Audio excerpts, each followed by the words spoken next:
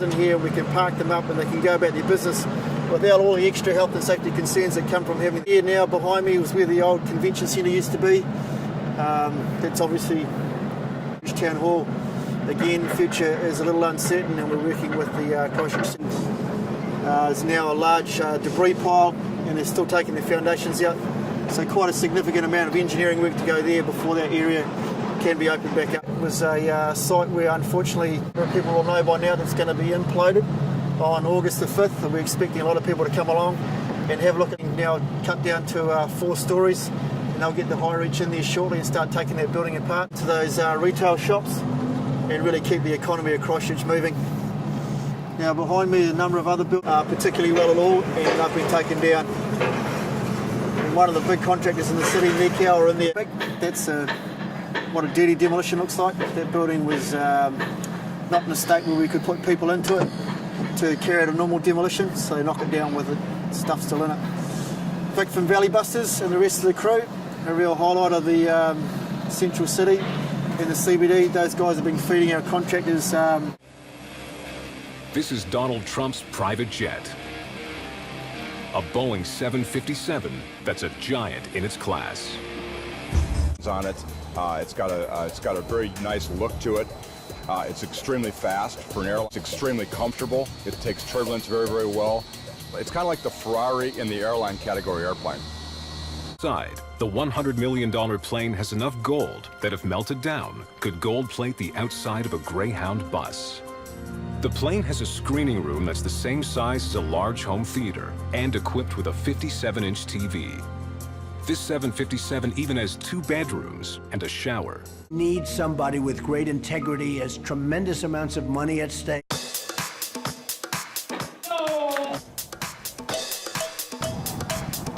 This really is the billionaire's neighborhood. One speck of dust could ruin an entire line. There is one obvious reason for Apple's legendary secrecy over the years. If the world sees this line, it might change the way people think in this line. Unlike any other product, the launch of a sexy new Apple gadget is a cultural event. Think different about Apple, because here it is. This is where your iPhone was born, and these are the people who brought it to life. My name is Bill. Nice to meet you.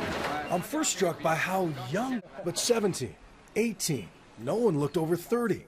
I know many came from poor villages out in the countryside with the hope of making $2 an hour, but their haircuts prove that teen style lives everywhere. Or robots, but the sleek machines that dazzle and inspire and change the lives of people, mostly made by hand.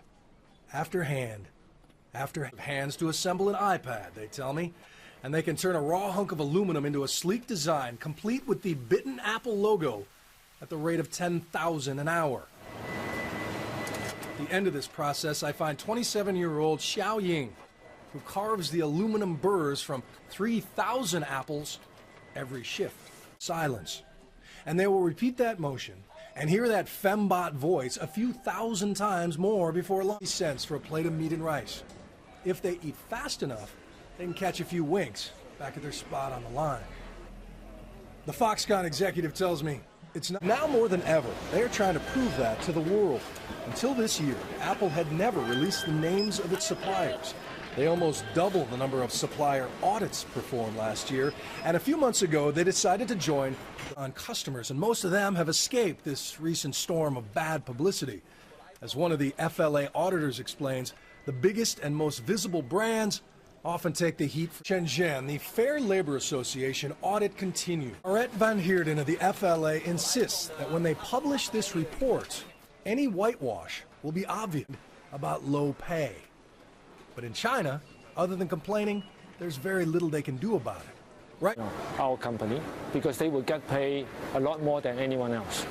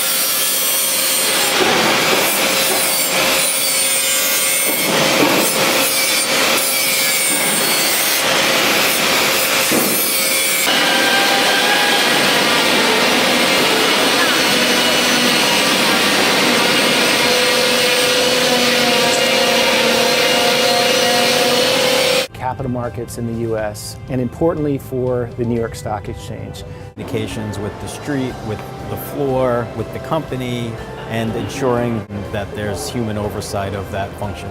Community means association. And helping facilitate that communication and price discovery process across a wide variety of constituents. When a company chooses to list on the NYSE, this is their first debut in the public markets, and we help them set a tone for their company to amplify their brand on the biggest stage in business.